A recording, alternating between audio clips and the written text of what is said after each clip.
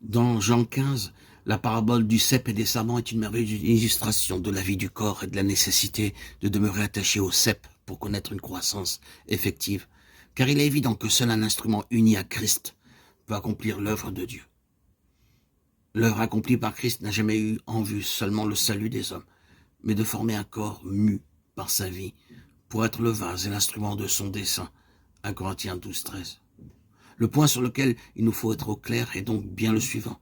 Sans une réelle incorporation à Christ, la tête, il ne nous est pas possible de demeurer en lui. Lorsque notre Seigneur monta au ciel, ce fut dans le but de donner à l'Église sa position en lui. Position qui expérimentalement signifie notre union en esprit avec lui, le vivant par le Saint-Esprit. Car comment pourrait-elle être au bénéfice des énergies de sa vie triomphante et triompher à son tour si cette position n'est pas vécue? La situation que nous connaissons de nos jours et qui fait de l'Église un système figé lié à la terre et sans relation vivante avec notre Seigneur, glorifié dans le ciel, explique la perte et l'inexpérience de cette position. C'est un mal douloureux que de voir un peuple racheté, possédant la vie en lui-même et cependant sans relation avec celui qui est la source de cette vie. L'apôtre Paul déclare dans l'épître aux Éphésiens, il y a un seul corps et un seul esprit. Éphésiens 4:4. Cette déclaration peut nous paraître surprenante, mais elle montre clairement qu'à moins que nous, les membres, nous demeurions unis et dépendants de la tête, comment pourrions-nous expérimenter sa vie dans le corps? Et comment le corps pourrait-il se constituer sans une union vivante avec Christ, en qui est la source de la vie?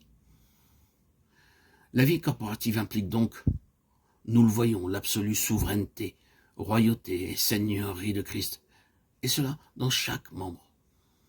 Ce qui suivra alors, c'est la croix, pour éliminer l'homme et le mettre de côté.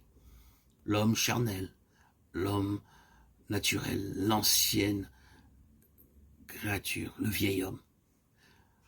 Car la relation entre membres dépend, quant à sa qualité, de la somme de la vie de l'esprit expérimenté. Cette valeur dépendant elle-même de la profondeur de l'expérience de la croix en nous. Avons-nous crucifié le vieil homme?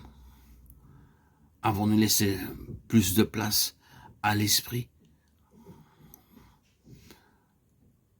Comme nous l'avons plusieurs fois mentionné dans les nombreux audios précédents, de nos jours, le peuple de Dieu, dans une large partie, est sans relation avec Christ, notre grand roi et notre grand souverain sacrificateur.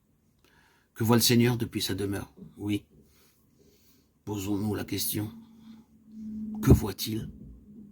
Il y a d'une part un ensemble de personnes travaillant ici-bas de façon entièrement indépendante par rapport à Christ, accomplissant leurs œuvres et leurs plans en son nom. C'est la grande majorité.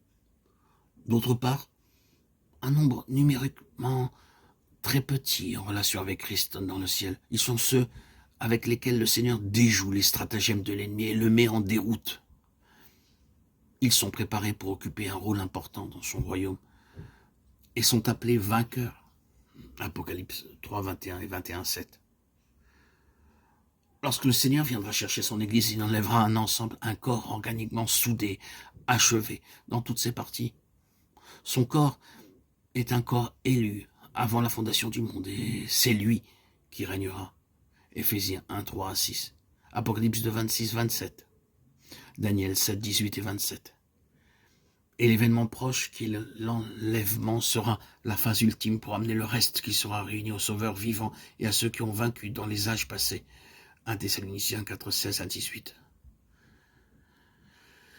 Ils seront à moi mon trésor particulier, dit l'Éternel, des armées au jour que je ferai, je les épargnerai comme un homme épargne son fils qui le sert. Malachie 3, 17. Frères et sœurs, en Christ, bien-aimés de Dieu, que le Seigneur nous garde fidèles, afin que nous soyons trouvés dans cette compagnie.